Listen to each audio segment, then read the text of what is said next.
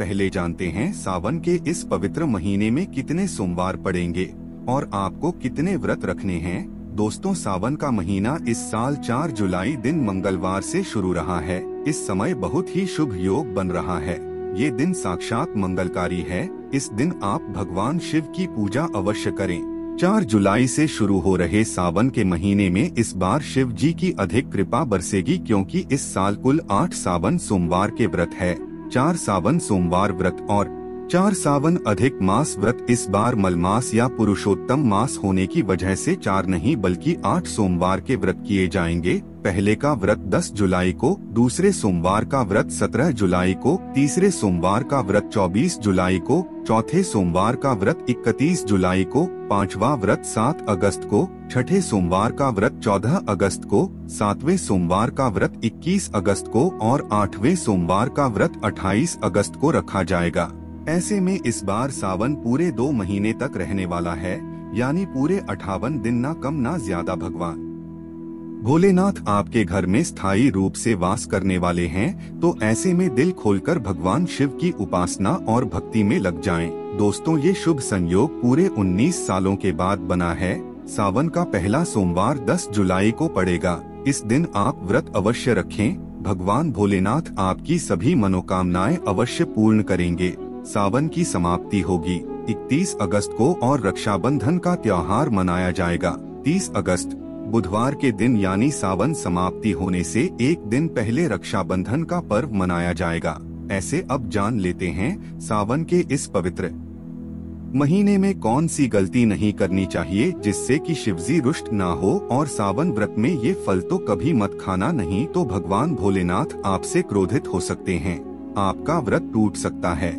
आइए जानते हैं कुछ ऐसी सावधानियां जिन्हें भूलकर भी नहीं करना चाहिए। नंबर 1, शास्त्रों में बताया गया है कि व्रतधारी को उधार मांगकर फल आदि नहीं खाना चाहिए, इससे पाप लगत है और व्रत अधूरा रह जाता है। सोमवार का व्रत हो या कोई और व्रत में पड़ोसियों से मांगकर फल वगैरह खाना नहीं चाहिए। व्रत में उधार मांगकर खाने से व्यक्ति का व्रत झूठा हो जाता है। ईश्वर की शरण में आने पर व्यक्ति को झूठ नहीं बोलना चाहिए, कर्ज नहीं लेना चाहिए, चुगली आदि नहीं करनी चाहिए, उधार मांग कर भी खाना नहीं चाहिए। अगर व्रत के दौरान आपको कोई अपनी मर्जी से खाने के लिए कुछ देता है तो उसे आप खा सकते हैं, लेकिन व्रत में कम से कम उधार मांगकर फल आदि खाना नहीं, इससे पाप लगता है और व्यक्ति की पवित्रता भंग हो जाती है। नंबर 2, सोमवार का व्रत हो या सावन का व्रत, आपको नाशपाती नहीं खाना चाहिए। दरअसल इस फल का नाम नाशपाती यानी नाश करने वाला होता है, इसलिए इस फल को व्रत में नहीं खाना चाहिए। व्रत आदि को छोड़कर किसी और दिन आप इसे खा सकते हैं, लेकिन जिस दिन आपका व्रत हो उस दिन नाशपाती का सेवन बिल्कुल नहीं करना चाहिए और भगवान को भी नाशपाती नहीं चढ़ाना चाहिए। नंबर 3, कभी कुट्टू या सिंघाड़े का आटा खाने से भी आपका व्रत टूट सकता है। दोस्तों, लंबे समय से रखा हुआ आटा आपका व्रत भंग कर सकता है। दरअसल पुराने आटे में घुन आदि कीड़े वगैरह पड़ जाते हैं जो ठीक प्रकार से दिखाई भी नहीं देते। ऐसा आटा खाने पर दरअसल आप मांस का सेवन करते हैं और व्रत में कीड़े खाना घोर पाप के बराबर माना गया है। आपका व्रत इससे भंग हो जाता है। में ताजा आटा खाना चाहिए। लंबे समय से रखे हुए आटे में कीड़े पड़ जाते हैं तो ऐसा कभी ना करें। व्रत हमेशा शुद्धता में ही रखना चाहिए। सावन का महीना बड़ा ही पवित्र महीना माना गया है, इसलिए ये 5 चीजें भगवान शंकर के पास कभी ना रखें। जानते हैं उनके बारे में। नंबर 1, जहाँ शिवलिंग रखा हो या महादेव की कोई भी प्रतिमा हो वहाँ पर भूलकर भी जूते चप्पल लेकर जाना नहीं चाहिए। जरा जब ये आपके कमरे में कोई चप्पल लेकर प्रवेश करता है तो आपको कितना क्रोध आता है, तो इसी कारण महादेव भी आपसे रुष्ट हो जाते हैं और आपको मिलने वाला फल नष्ट हो जाता है। ऐसे में हमेशा मंदिर में नंगे पांव ही प्रवेश करें, क्योंकि चमड़े की चप्पल हमेशा अशुद्ध रहती है, इससे देव शक्ति रुष्ट होती है। नंबर 2, अक्सर महिलाओं को मासिक धर्म आ जाता है और वो बिना किसी को बताए पूजा पाठ कर लेती है, जो कि शास्त्रों में वर्जित माना गया है। इस महिलाओं को जानकर भी अनजान नहीं बनना चाहिए। अगर आपको मानसिक पीड़ा है तो घर के मंदिर में या बाहर के मंदिर में प्रवेश नहीं करना चाहिए, इससे दैविक शक्तियाँ रुष्ट होकर आपसे क्रोधित हो सकती है। ऐसे समय में शिवलिंग को छूना घोर पाप के बराबर माना गया है। जरा सोचिए, ऐसी अवस्था में जब खुद महिला को बुरा लगता है तो ईश्वर को कितना बुरा लगेगा। इसलिए महिलाओं को ऐसी अवस्था में मंदिर या यात्रा में जाना, घर में पूजा पाठ करना, भगवान की प्रतिमा को छूना या तुलसी में पानी भी नहीं चाहिए। तुलसी का पौधा भी इससे सूख जाता है। जब दैविक शक्तियाँ रुष्ट होती है तो लाजमी है कि घर में कंगाली और गरीबी आने लगती है, लड़ाई झगड़े होने लगते हैं, तो ऐसा कभी मत करना। नंबर 3, शास्त्रों में बताया गया है कि जहाँ होता है शिवलिंग वहाँ पर सभी देव शक्तियाँ सक्रिय रहती हैं। जिसके घर में शिवलिंग होता है वो व्यक्ति महादेव की कृपा सदैव पा लेता है। वो शास्त्र के अनुसार शिवलिंग से हर वर्ग एनर्जी का संचार होता रहता है। इसलिए शिवलिंग पर जलधारा हमेशा होनी चाहिए जो एनर्जी को शांत रखती है। कुछ लोग अपने घर में शिवलिंग तो रख लेते हैं, लेकिन वो कभी हफ्ते में एक बार जल चढ़ाते हैं, जो कि बिल्कुल भी अच्छा नहीं माना जाता। अगर आप जल नहीं चढ़ा सकते तो आप अपने घर में शिवलिंग कभी स्थापित न करें, ऐसा गरुड़ पुराण में बताया गया है।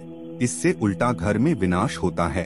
4 शास्त्रों में बताया गया है कि तुलसी और महादेव का बैर माना गया है।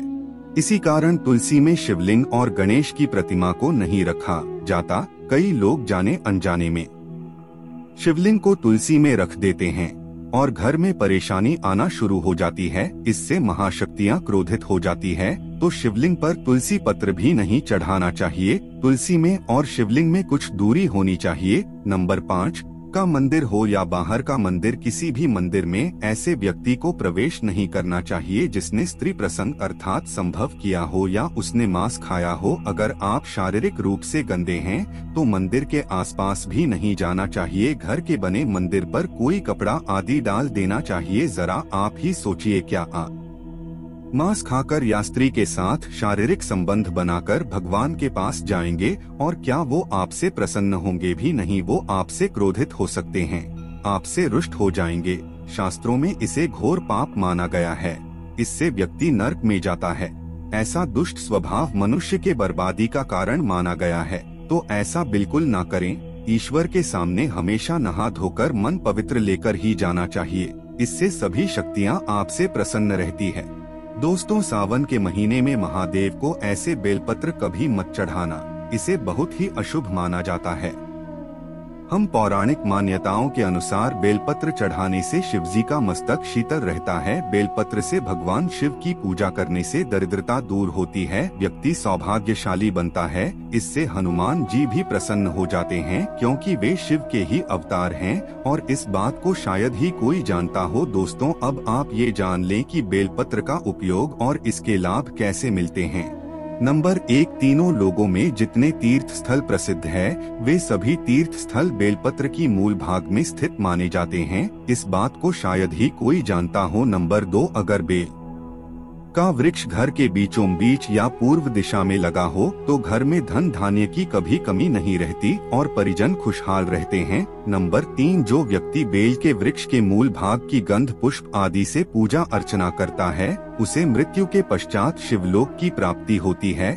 अब है बेलपत्र से जुड़ी और कुछ खास बातें। दोस्तों, चतुर्थी, अष्टमी, नवमी, चतुर्दशी और अमावस्या इन तिथियों को, साथ ही संक्रांति के समय और सोमवार को बेलपत्र नहीं तोड़ना चाहिए। पूजा से एक दिन पहले ही बेलपत्र तोड़कर रख लें।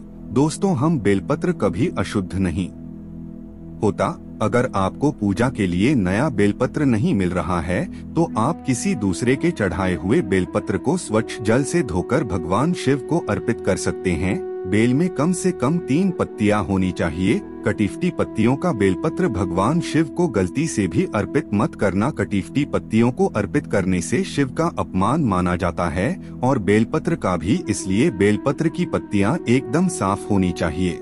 दोस्तों, सावन के इस पवित्र महीने में जिस व्यक्ति को 5 संकेत मिल जाए तो इससे ये पता चलता है कि महादेव आपकी भक्ति से बहुत प्रसन्न है और आपको धनी होने से कोई भी नहीं रोक सकता। चलिए नंबर 1, बैल का दरवाजे पर आना। दोस्तों, नंदी महाराज भगवान भोलेनाथ के वाहन हैं। नंदी को भगवान शिव का द्वारपाल भी कहा गया है। नंदी महाराज को बुद्धि और ज्ञान का प्रतीक माना गया है। शिव के मंदिर के बाहर हमेशा नंदी महाराज विराजित रहते हैं। लेकिन अगर सावन के इस पवित्र महीने में अचानक से नंदी महाराज आपके दरवाजे पर आ जाएं और घर की चौखट को सींग मारने लगे, तब आपको समझ लेना चाहिए कि भगवान शिव आपके घर में आने वाले हैं। ये के आने का एक संकेत है। भगवान शिव आपकी भक्ति से बहुत प्रसन्न है और आपके घर में खुशियां आने वाली है।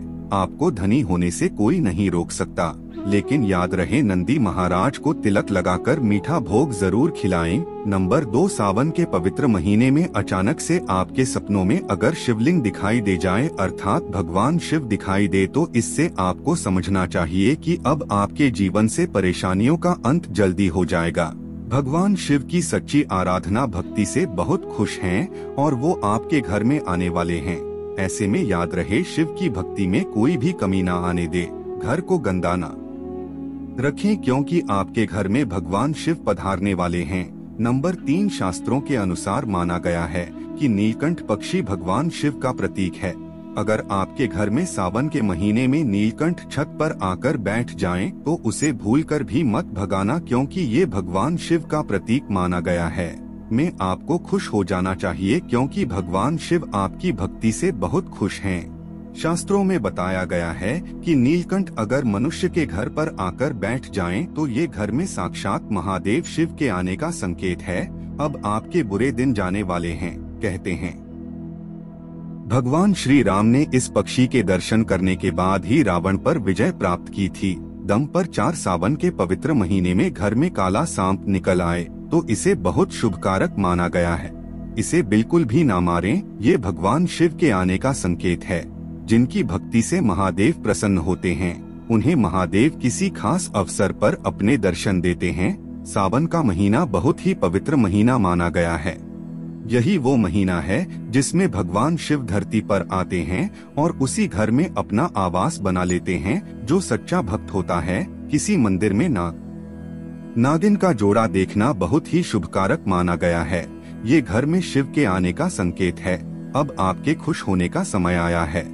नंबर 5, सावन के शुभ अवसर पर सोमवार के दिन डमरू की आवाज या घंटियों की आवाज सुनाई दे तो ये अत्यंत शुभकारी माना गया है। इसका अर्थ यह है कि भगवान भोलेनाथ आपसे प्रसन्न हैं और जल्दी आपके घर और जीवन में प्रवेश करने वाले हैं, जिससे आपका आर्थिक संकट दूर होकर जीवन में सुख समृद्धि आने वाली है। आपसे बहुत खुश हैं। दोस्तों, महादेव की कृपा पाने के लिए एक बार भगवान शिव का जयकारा जरूर लगाएं। हर महादेव, ओम नमः शिवाय। भगवान शिव के लिए एक लाइक तो बनता है। आशा है कि आज की इस प्रस्तुति में बताई गई जानकारी आपको अच्छे से समझ आ गई होगी। वीडियो अच्छा लगा हो तो एक लाइक अवश्य कर दें। धन्यवाद वीडियो के अंत तक बने रहने के लिए।